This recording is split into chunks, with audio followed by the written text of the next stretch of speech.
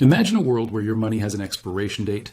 You open your bank app to buy groceries, but your balance is zero. Not because you are broke, but because you didn't spend your stimulus check fast enough.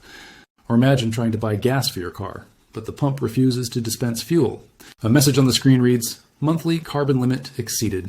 This sounds like a dystopian science fiction movie, but it is not fiction. It is the stated goal of the new financial system being built right now. The technology to do this isn't coming soon. It is already here. It was launched in July 2023 under the name FedNow.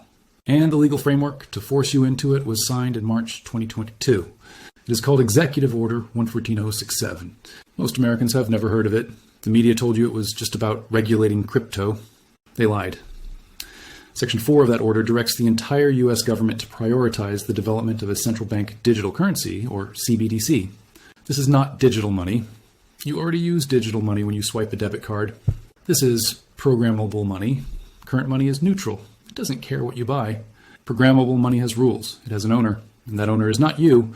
The Federal Reserve is currently building the ultimate control grid, and they have a deadline. The experts say the system will be ready to go live during the next financial crisis. When the banks fail and the dollar crashes, they won't offer you a bailout. They will offer you an app.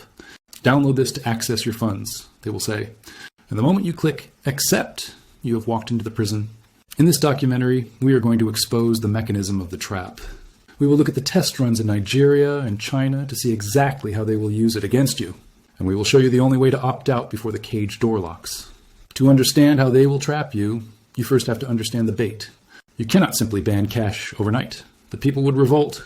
You have to make them choose the digital system voluntarily. You have to make it convenient. This is the purpose of FedNow. Launched in July 2023, FedNow is a new instant payment infrastructure built by the Federal Reserve. They sold it to the public as a modernization upgrade. Send money instantly, 24/7, 365 days a year, they said. No more waiting for checks to clear. And it works. It is incredibly fast and efficient. But FedNow is not just a payment rail. It is a Trojan horse. Think about the internet. Before you could have Netflix or YouTube, someone had to lay the fiber optic cables. FedNow is the fiber optic cable for the digital dollar. It bypasses the private banking system's old infrastructure, ACH and wire. It creates a direct pipe between the Federal Reserve and your bank account. Right now that pipe carries regular dollars, but the pipe was designed to carry something else. It uses a new messaging standard called ISO 2022. This is the language of the new financial system. Old financial messages just said, person A pays $50 to person B. ISO 2122 messages can carry huge amounts of data about the transaction. What did you buy? Where were you? What is your carbon footprint? What is your vaccination status? All of this data can now travel with the money. This capability is built into the core of FedNow.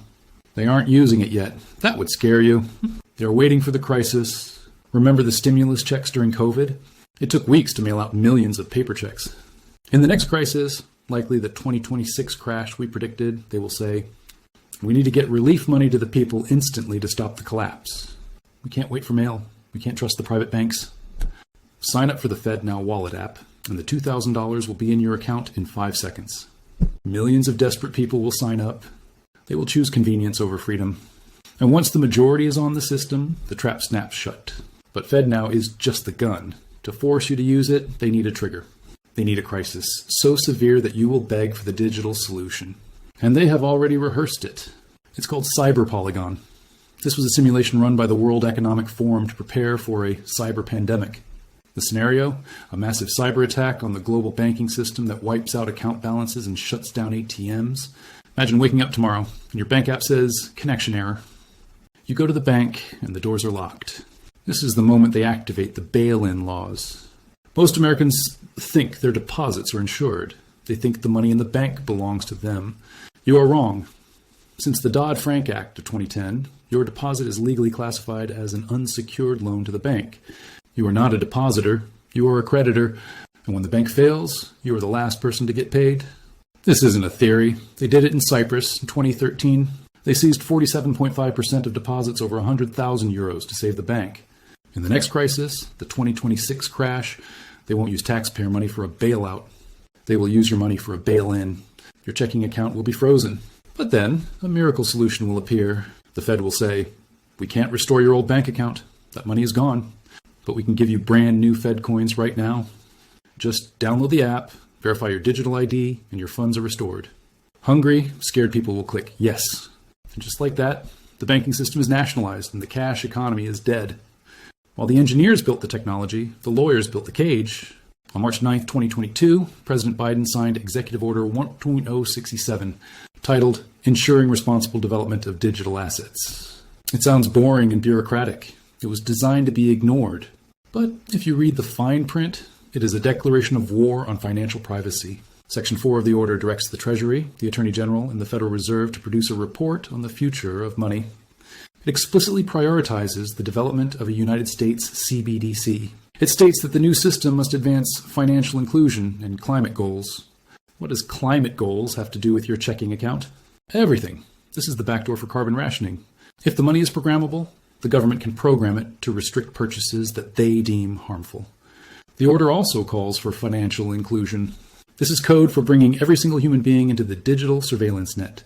Currently, about 5% of Americans are unbanked. They use cash. They're off the grid. The government hates this. They cannot track what they cannot see. A CBDC accounts for every penny.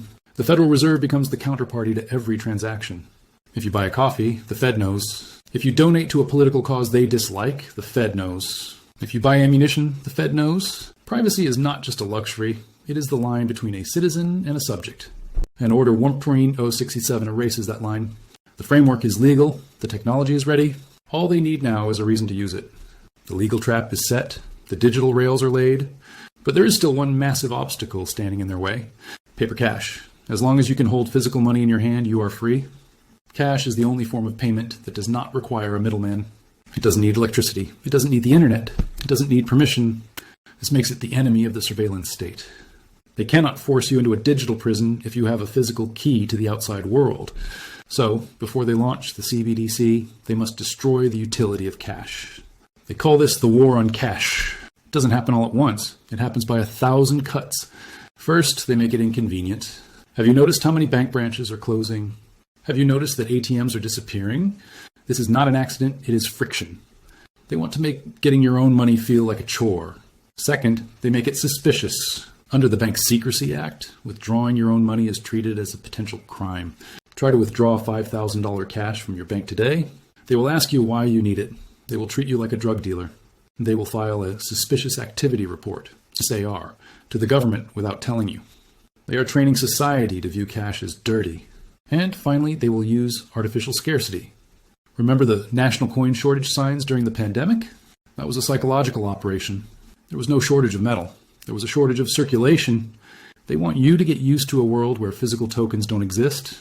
The goal is to make cash so difficult to use that you beg for the digital alternative. And that brings us to the warning signs from across the ocean. Once you are in the system, the features get turned on. The most dangerous feature is geofencing. Programmable money can be coded to work only in specific locations. This ties directly into the 15-minute city urban planning concept pushing through Europe and the UK. In Oxford, England, they have already installed traffic filters to fine you for driving outside your zone too often. Right now, that is just a fine. You can pay it, but with a CBDC, the enforcement is automatic. If you try to buy gas outside your authorized zone, the transaction fails. If you try to buy a plane ticket because you want to leave the country, the system checks your carbon wallet. Oh, sorry, you have used your travel allowance for the year. This is the ultimate dream of the technocrats. Total behavioral control without using a single police officer. They don't need to arrest you to stop you. They just turn off your ability to transact. And they have already proved they will use this weapon against political enemies. Look at Canada in 2022, the trucker protests. These were peaceful protesters. They were not charged with crimes. They were not put on trial. But the government invoked the Emergencies Act. They ordered the banks to freeze the accounts of anyone involved. Not just the truckers, but anyone who donated $50 to them. They were debanked, ejected from society, without a judge, without a jury. This was the test run. If they can do that with the current banking system, imagine what they can do with a programmable one. In the current system, the bank might resist the government order. In a CBDC system, there is no bank manager. There is only the code, and the code follows orders instantly. If you want to see your future, look at Nigeria. In 2021, Nigeria launched the eNaira, their version of a CBDC. The government told the people it would be faster and safer. The people rejected it. They preferred physical cash. So the government took the gloves off In 2022, they restricted cash withdrawals from ATMs to just $40 a day. They banned the use of old banknotes to force people into the digital system. Chaos ensued. Riots broke out at banks. People were starving because they couldn't buy food. This is what happens when a government forces a digital currency on a free people. Now look at China, the surveillance model. The digital yuan is fully programmable. They have already tested expiration dates on money. Use it or lose it. This forces the velocity of money. You cannot save, you can only consume. And they have linked it to the social credit system. Jaywalk, your score goes down. Post something critical of the government online, your score goes down. If your score drops too low, your digital wallet is frozen. You cannot buy a train ticket, you cannot buy a plane ticket. You are a prisoner in your own city. This is the panopticon, a prison where the guards can see everyone all the time. And Executive Order 114067 lays the groundwork for the exact same system here in America. They will say it is for safety. They will say it is for climate. But it is about control, so how do you opt out? How do you protect your purchasing power from a system that can be turned off with a switch? You have to build your own personal central bank. You need assets that have no counterparty risk, assets that do not rely on electricity or the internet. Step 1, physical gold and silver. This is the only money that has survived every tyranny in history. If they turn off your digital wallet, a silver coin still buys bread from a farmer. It is private money. No tracking, no tracing. Step 2, bearer asset, crypto. Bitcoin held on an exchange like Coinbase is not yours. It can be frozen just like a bank account. Bitcoin held on a cold storage device is yours. You hold the private keys. You are the bank. But be warned, Bitcoin is a public ledger. It is not private. To truly opt out of surveillance, you need privacy tools or privacy coins. Step 3, barter networks. Build relationships with local producers, farmers, mechanics, carpenters. In a digital lockdown, the gray market becomes the only free market. Items like ammunition, alcohol, and medical supplies become currency. The 2026 cash ban is coming. The executive orders are signed. The technology is live. The only variable left is you. Will you walk blindly into the digital pen? Or will you build your ark before the rain starts? The choice is yours, but the window is closing.